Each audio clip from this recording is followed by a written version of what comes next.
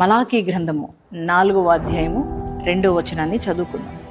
నా నామమందు భయభక్తులు కలవారగు మీకు నీతి సూర్యుడు ఉదయించును, అతని రెక్కలు ఆరోగ్యము కలుగు చేయను. ప్రైజ్ ది లార్డ్ అండి. ఎంత చక్కని మాట. అన్నీ ఉన్నాయి కానీ ఆరోగ్యం లేదు. అనారోగ్యంతో ఉన్నాం. ఇంటిలో పాదే ఎవరొకరు హాస్పిటల్కి వెళ్తూనే ఇదే సరిపోతుంది, కష్టపడుతున్నాం కానీ ఒక్క రూపాయి మిగట్లేదు సిస్టర్. మరి ఆ ధనమంతా హాస్పిటల్కి అయిపోతుంది. కారణం మరి శ్రద్ధ తీసుకుంటూనే ఉన్నాం. ఎంతోమంది డాక్టర్ చుట్టూ తిరుగుతూ ఎన్నో మెడిసిన్స్ వాడుతూ ఈరోజు నా ఆరోగ్యం రాక ఎంతో బాధపడుతున్న వారు ఉన్నారు. కానీ దేవుని వాక్యం సెలవిస్తుంది, ప్రియ దేవుని బిడ్డలారా, ఆరోగ్యం మనకి ఎక్కడి నుంచి వస్తుంది అని అంటే అది కేవలము దేవుని నుండే కదా. ఆ దేవుడు మనతో మాట్లాడుతున్నాడు.